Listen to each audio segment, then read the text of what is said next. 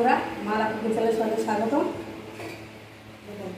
মরলা মাছ, পুরো টাটকা মরলা মাছ। এই মরলা মাছ দিয়ে এই পাকা তেঁতুল দিয়ে টক হবে। দুপুরবেলা গরম গরম ভাতে এই গরমে মরলা মাছের টক থাকলে আর কিছু লাগবে না। আসেন এখন মরলা মাছের টকটা রান্না করবো। কড়াই গরম হয়ে গেছে, কড়াইতে দিয়ে দেবো তেল। মরলা মাছের মধ্যে লবণ, হলুদ মাখিয়ে নেবো ভালো করে। তেল গরম হয়ে গেছে, মাছ ভেজে নেবো। ছোটো ছোটো মাছ দিয়ে টকটাতে বেশ ভালো লাগে। আর এই গরমে টক তিতো যত খাবেন তত ভালো। গরমে টক খেতেই খেতে বেশি ভালো লাগে, হালকা হালকা তরকারি। মাছ ভেজে নেবো। 1 কিলো মাছ ভেজে নিয়েছিলাম, বাকি 1 কিলো দিয়েছি। এখন তুলে নেবো। এগুলো ভাজা হয়ে গেছে, এখন মরলার টকটা বানাবো। তেলের মধ্যে দিয়ে দেবো সর্ষে,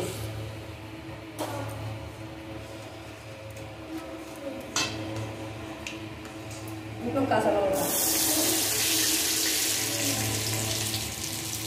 লবণ,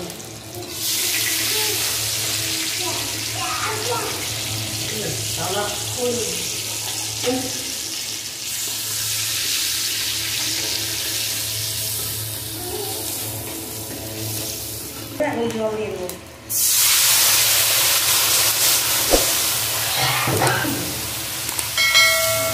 মরলা মাছের টক একটু পাতলা পাতলাই ভালো লাগে। জল দিয়ে দিয়েছি, জাল উঠলে মাছগুলো আর টক হবে। পরিষ্কার করে চটকিয়ে এগুলো পাকটা দিয়ে দিচ্ছি।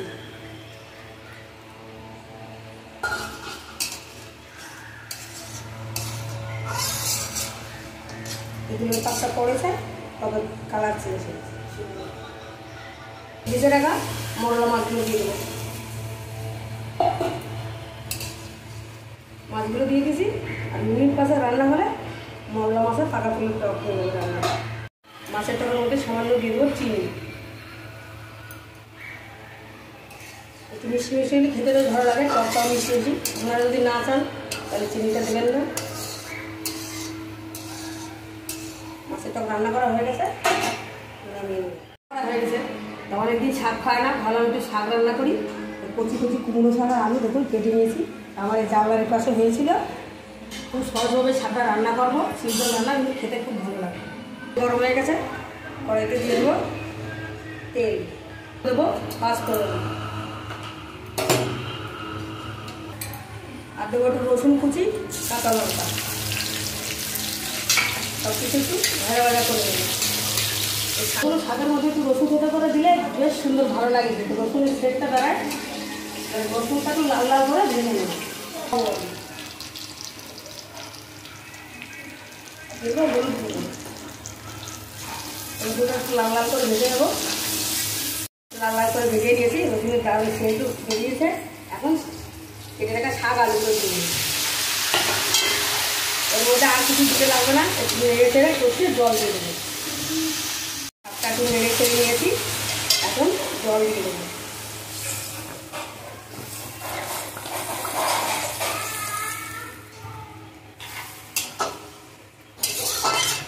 আর একটু জল দেবো, আলু শাকটা সিদ্ধ হবে।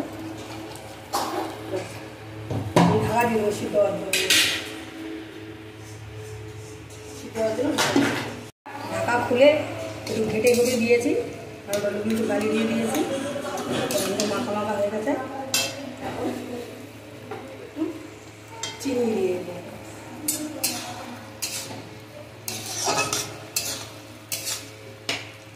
আলু দিয়ে কুমড়ো শাক চচ্চড়ি, সিম্পলটা রান্না, খেতে বেশ ভালো লাগে। সুন্দর মাখা মাখা হয়ে গেছে আলু টালুগুলো বলে। আমি মিনিট 5 রান্না করে আমি নামিয়ে দেবো। আলু দিয়ে কুমড়ো শাক চচ্চড়ি, মরলা মাছ দিয়ে তেঁতুল দিয়ে পুরো এই দুটো রেসিপি পুরো হালকা গরমের সময়, পুরো দুপুরবেলা গরম ভাতে পুরো জমে যাবে।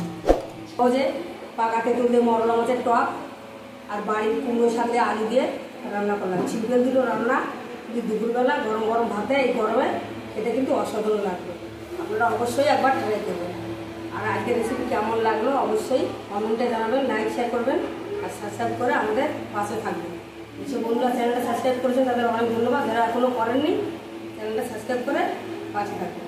আজকের মতো ভিডিওটি এখানে শেষ করছি, দেখা হচ্ছে পরের ভিডিও।